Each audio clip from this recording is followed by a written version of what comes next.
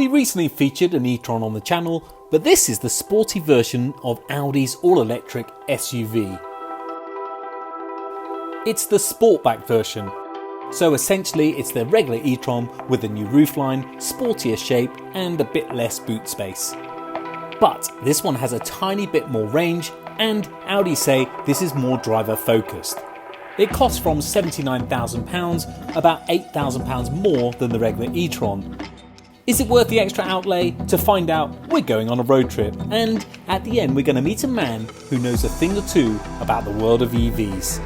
I've been living with this car for about a week now, and you know, the biggest challenge for me is the charging. I don't even have a 7.5 kilowatt wall box at home, which would make a massive difference, and certainly it's imperative for ownership of an electric car. But after 13 hours of charging on a standard 3-pin plug socket and only getting 34 extra miles, I headed off to a fast charger where things got modestly better, but still very challenging in the whole charging infrastructure. So after my first attempt of a fast charger in this particular car, I went back to the car after 1 hour and 2 minutes to find out that not a single drop of charge had gone in the car. It's the most painfully frustrating thing. You give up an hour of your life and you expect to come back and have, you know, a considerable amount of miles, and there was nothing in it whatsoever. So then I headed off and found an InstaVolt, which I have to say, if and when every charger in the UK become like InstaVolt,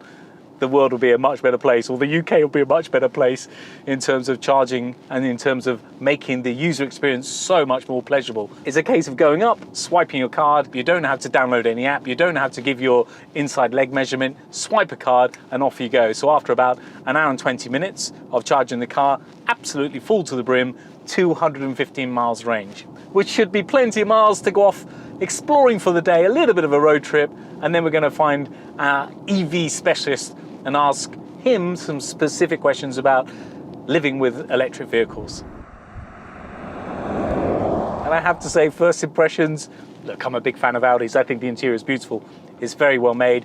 The car feels absolutely solid, and you're surrounded by these 3 big screens around you as well. The powertrain's exactly the same as the regular e-tron. You've got 2 motors, you've got one at the front, one at the back, and together you get the equivalent of about 402 horsepower. But you've got to be in sport mode to get the full maximum 402 horsepower. Otherwise, if you're just in regular drive, as I am now, you get about 40 or so horsepower less.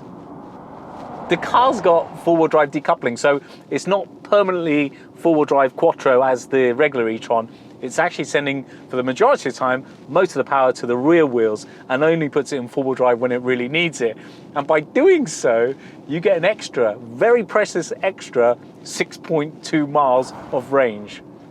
It doesn't feel any flatter, stiffer, it doesn't feel any sportier. I know it looks a lot sportier than the regular e-tron, but it doesn't feel any sportier. Braking hard now for this junction, and if it's clear, we're going to pull away fast. The acceleration, everything feels exactly the same. It doesn't feel like it's a sporty car in terms of driving dynamics at all, but of course it looks far sporty with that beautiful sloping coupe type roofline. And in terms of acceleration, you can do the 0 to 62 sprint in 5.7 seconds. And when you consider it weighs 2.5 tons, that's not bad, I don't think, in anyone's book. But again, you need to be in sport mode to get that. Otherwise, you're going to be looking at a slightly longer 0 to 62 time. But looks could be a little bit deceiving, because for me, this looks like a proper little sports utility vehicle.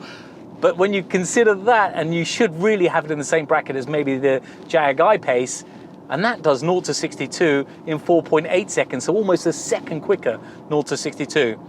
But today's not about setting 0 to 62 times. I'm having a nice drive in the countryside, but I do want to head into town and find one specific road. But this is no ordinary road.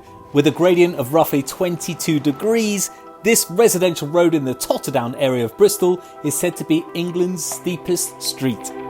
This is ridiculous. This is so steep. Feels like I'm on an off-road course. Off-road course on a normal road. Wow, this is... Oh, I scraped the front on a normal public road in an SUV. Give you some indication how steep this is. Wow. The Sportback also uses sat-nav for topographical information. And essentially what that means, the car knows where you are and it will try and adjust accordingly, whether you're going uphill or downhill. Going up the hill, of course, it absolutely destroys the battery. It sucks the life out of the battery, as it would do with a normal combustion engine as well. It's not just the fact that I'm in an electric car.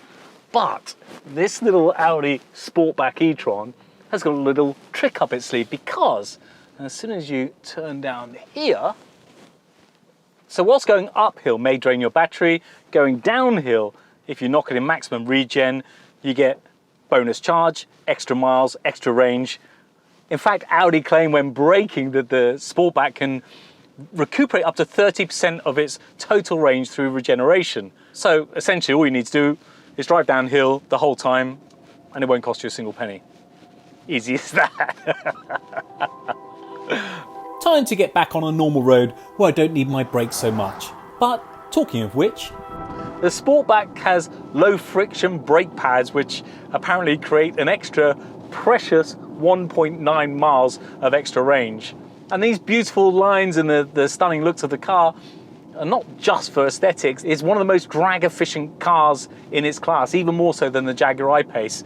For that we can thank the aero styling and the new roofline, but also things like these virtual mirrors, which I tell you what, they might be good and they might reduce drag, but give me standard mirrors any day of the week. These are really funny. Of course, it takes a bit of getting used to. You can't put your head forward with the blind spot, but what you do get with Audi, which is a brilliant thing, you get a yellow circle that goes around the wing mirror to tell you if there is somebody in your blind spot. So that's a very good thing. What I can't handle is trying to reverse with these wing mirrors.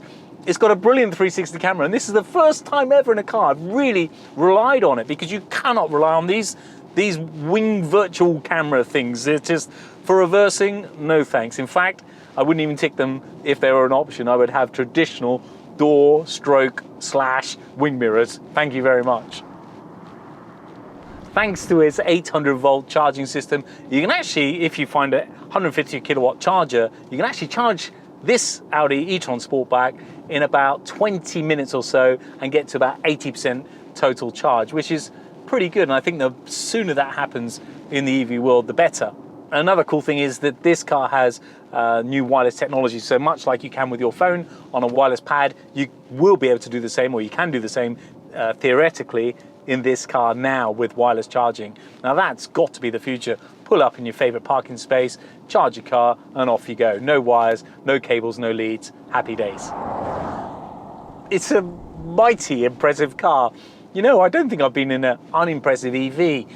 I know they're the future, and I've very much adopted that. It's the infrastructure, the charging, that frustrates me, and my goodness, they can absolutely suck the life out of you, particularly in rural areas such as the West Country where we're based. And lots of it, I know, is living with the car and educating yourself and becoming more familiar with what the limitations are with driving electric vehicles. But everybody's confused, consumers are confused, manufacturers are confused, and governments are definitely confused. So without further ado, I'm going to speak to a man that hopefully isn't confused, and he knows a thing or two about charging an electric vehicle. Meet Richard Norris, founder of Drive Green and one of the UK's best electric car specialists. Now, Rich, the reason I've accosted you today is because I've got a bit of a challenge. Every time we get an electric car, and I find it very frustrating in the charging infrastructure, and I wanted to pick your brains. I mean, what can I do? What can I do to make it easier? Your lifestyle, it fits in a minority because, yes, you're dying off all over the place, and you're dying off in new vehicles you don't know. And somehow, I think for a lot of EV owners, knowing and understanding your own vehicle and what it can do is part way there. But the secret, really, even in your challenging lifestyle, is one of planning. When you're driving out into the sticks, like you are on many occasions, yeah, your choices become a little bit less. But I would always apply the same principle: plan and charge with some spare. don't plan a rapid charge when you've got 1 mile of range left at midnight in the pouring rain. Plan a little bit sort of further ahead, where you can. But with the amount of electric cars on the road, is the UK infrastructure ready? Is it going to be ready? It's a commercial enterprise, so I think it will expand to meet the demand as anything commercial kind of will. As more and more of these cars hit the road, the actual fact is that actually they're hitting the road with bigger and bigger ranges, so their need to publicly charge is actually reduced. So there's definitely going to be some choke points, but it isn't quite as serious as people think. There are going to need to be more of these big charging hubs. In fact, the service station of the future is going to be a massive bank of maybe 100 kilowatt powered rapid chargers. However, most people will still charge at home. Yeah. That's the thing. Where the UK infrastructure needs most attention is actually enabling people without off-street parking to charge at home. I think if you can crack that, with some expansion of the journey charging networks on those occasional long journeys, it's easy and as stress-free as possible. I think then we've got the infrastructure we need. I don't think people should hesitate. There's a great joy awaiting driving these electric vehicles, as well as money to be saved and good to be done. But yeah, everyone can do it now. It's just choosing your car and planning your drives. So there you have it, some top tips on how to embrace the EV revolution. And like it or not, you'd better get used to it, as whatever happens, electric is the next 10 to 15 years of motoring as we know it.